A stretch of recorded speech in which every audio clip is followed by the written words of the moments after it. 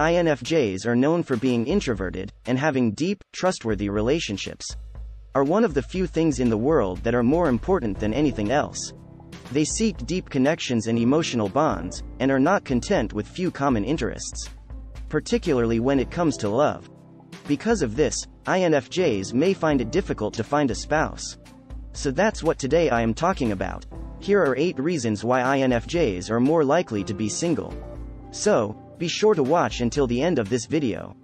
But before starting, take a moment to subscribe to the channel so you won't miss any new videos just like this one.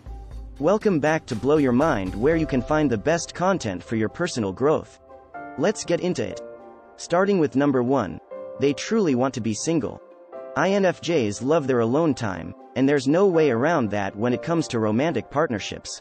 On the bright side of things, there are many personality types that actually admire the INFJ's need for independence in a relationship.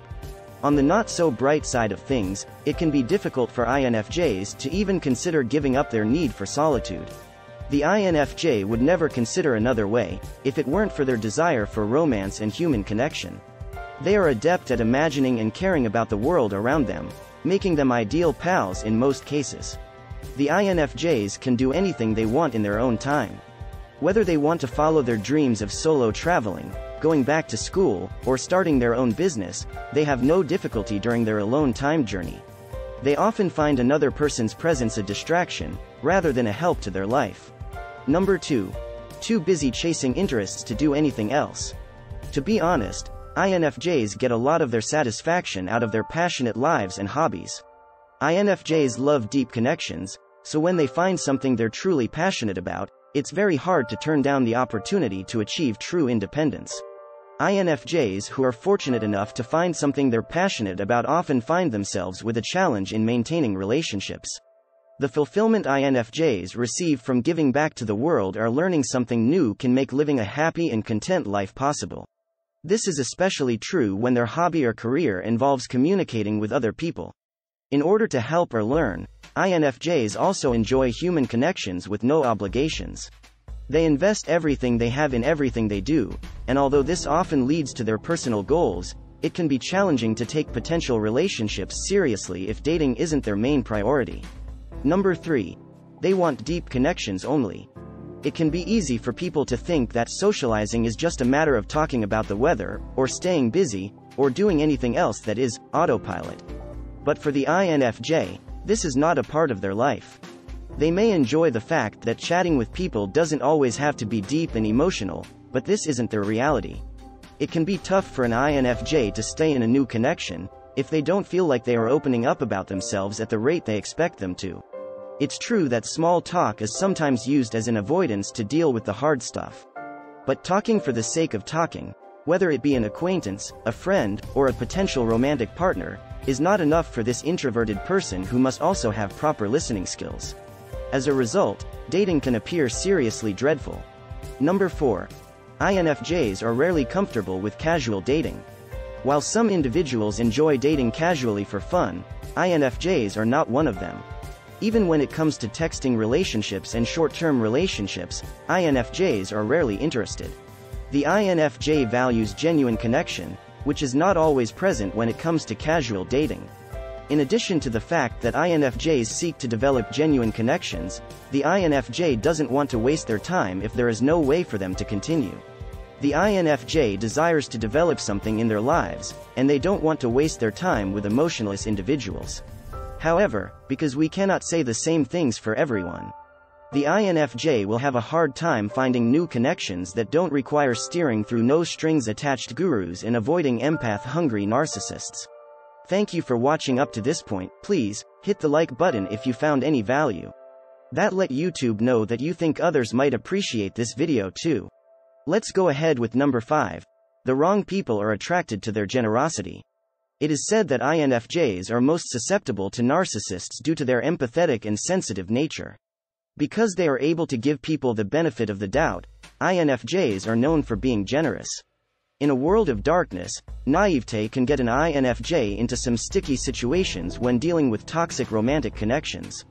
They may feel compelled to help others, but an INFJ may be sweet-talked or manipulated into a relationship due to their desire to help someone. Because it only takes one difficult partnership for an INFJ to want to avoid dating for a long period of time. And when they are prepared, young people often come back into the dating scene exhausted, making it difficult for them to be vulnerable. Number 6. A bare soul is preferred over a bare body. INFJs are often demisexual.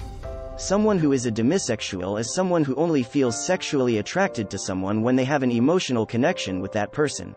To put it another way, INFJs want to get to know someone on a deep level before continuing. Despite the INFJ's various differences, this idealist personality type sees human connection as an energy exchange. Like their dislike for the casual dating scene, certain societal expectations and hookup culture are often seen as really shallow by this idealistic personality. Of course, the men and women of this intuitive type will have very different life experiences, but it is quite difficult to anticipate and avoid ulterior motives. Number 7. They are not willing to trust easily. How do you win an INFJ's heart and prove yourself worthy? Well, it requires genuine, consistent effort and time. A lot of time. We're talking months to years, before an INFJ can truly let their hair down and be themselves around someone new. And, quite frankly, that's just too long of a wait for some people. To INFJs, other people's emotional vulnerability and depth of their personalities are not as important as their ability to express themselves.